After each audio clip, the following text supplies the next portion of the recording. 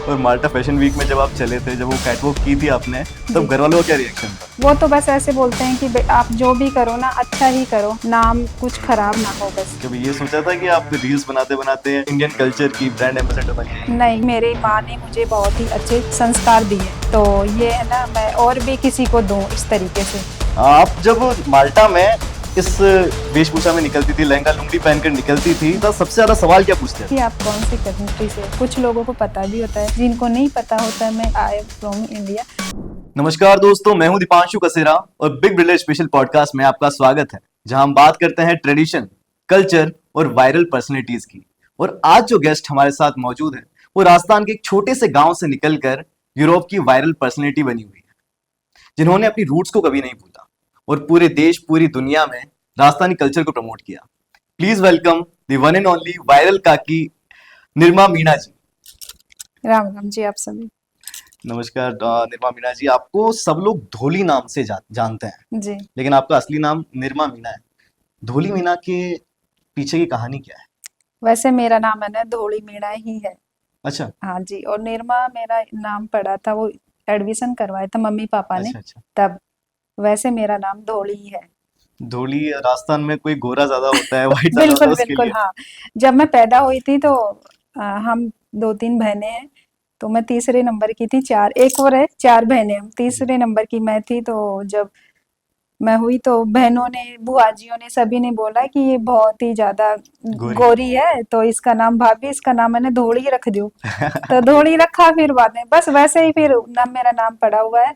फिर जब हमारी उम्र हुई स्कूल में जाने की, तो फिर बाद में सोचा मम्मी पापा ने कि क्या नाम रखें, हम्म, क्योंकि धोली ये ये घर काली का नाम पीली था। रही है तो चलेगा नहीं ना, अच्छा नहीं लगता ऐसे। फिर बाद में तब वॉशिंग पाउडर का ऐड आता था, वॉशिंग पाउडर निर्मा। निर्मा। जी। आपको तो नहीं पता होगा लेकिन, और नहीं हाँ। नहीं, वो तो अभी भी आता है हाँ। निर्मा का ad। हाँ, तो तब वो आता था, तो उसे देख के ही मेरा नाम निर्मा रखा था। लेकिन आपका घर का नाम इतना फेमस हुआ, कभी सोचा था? नहीं नहीं, मैंने नहीं सोचा था, वैसे अच्छा भी नहीं लगता था, धोली है ना। इरिटेशन होती है शुरू शुरू में। हाँ, ऐसे लगता है ना, और भी बहुत ही प्यारे प्यारे जी। से नाम है, क्या धूली क्या नाम है ना। पर अब अच्छा लगता है, इतना प्यार मिल रहा है, जी, धोली। धोई नाम को ही मिल रहा है। मेरा जी। बचपन में नाम था लाला। अच्छा। और जब कोई बोलता था मुझे लाला, तो मुझे तो गुस्सा आता था हाँ कि लाला वाला क्या है। मेरा तो नाम दीपांशु है। हाँ हाँ। लेकिन बाद में ठीक है। पर अच्छा है लाला भी, वो लाला हाँ। राजस्थान में यही बोलते हैं। प्यार से। हाँ, प्यार से दादा दादी ने ये नाम जी रखा था जी जी। कि छोटे बच्चे होते हैं लाला। हाँ।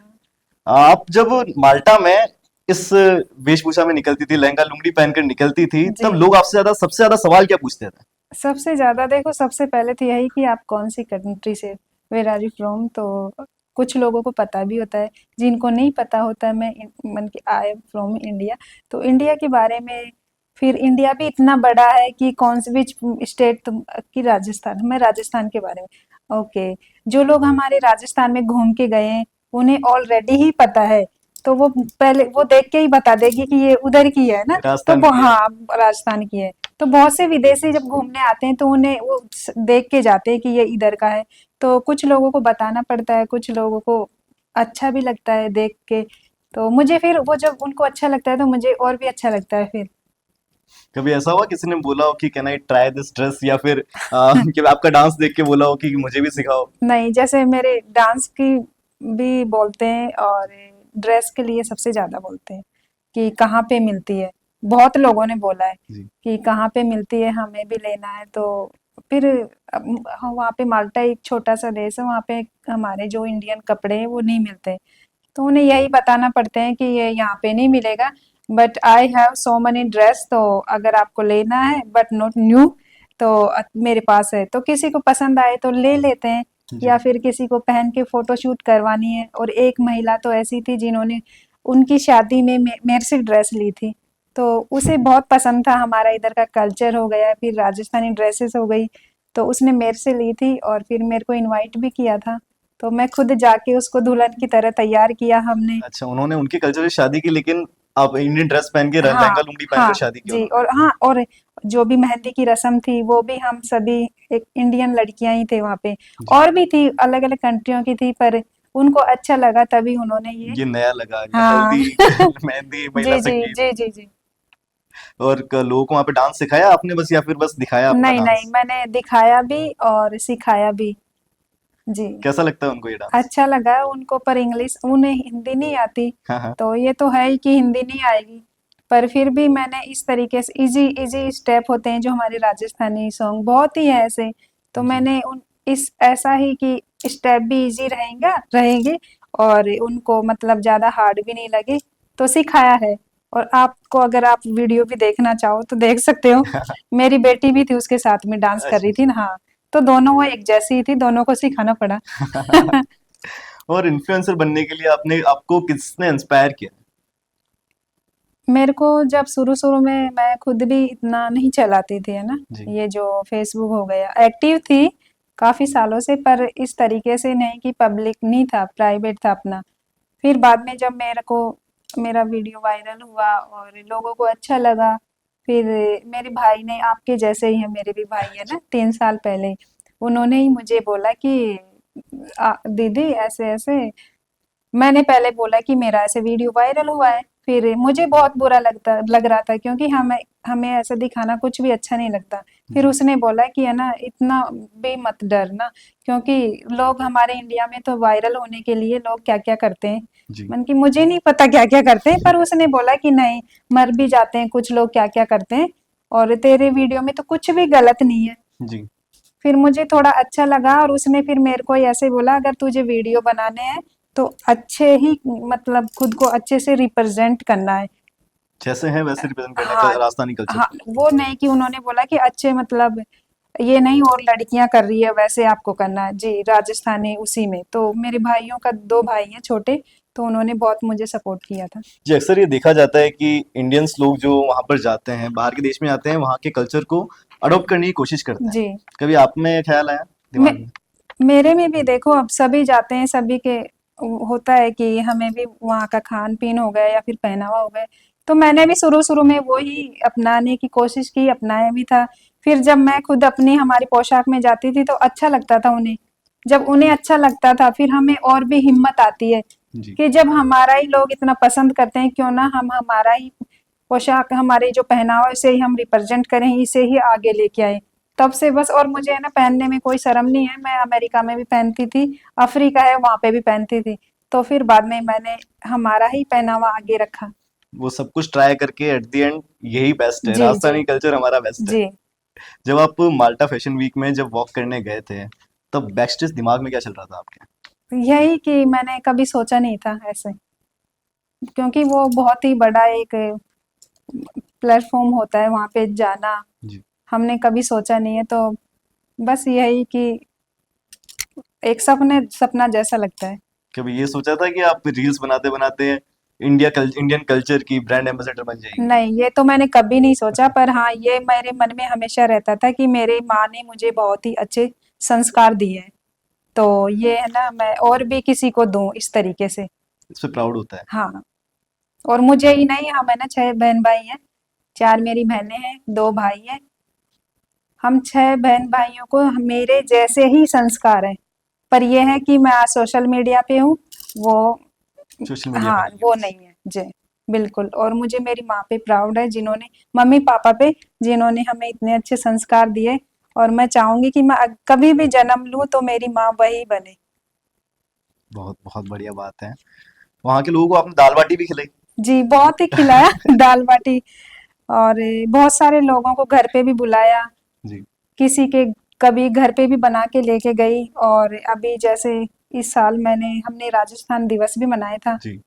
मैंने वो एक बड़ा कार्यक्रम था, तो बड़े में क्या होता है, हम सभी को मिलके करना होता है। जी। घर पे तो चलो मैं अकेली हूँ, मेरे हिसाब से किसी को बुलाऊँ, उनको मैं खुद अपने, तो फिर जब हमने प्लान बनाया कि हम राजस्थान दिवस मनाएंगे, तो उसमें हमारे जो जितने भी राजस्थानी भाई बहन हैं उनका हमने ग्रुप बना के फिर सभी ने प्लान बनाया कि इसको ये करना है, इससे ये करना है, इसके ये करना है।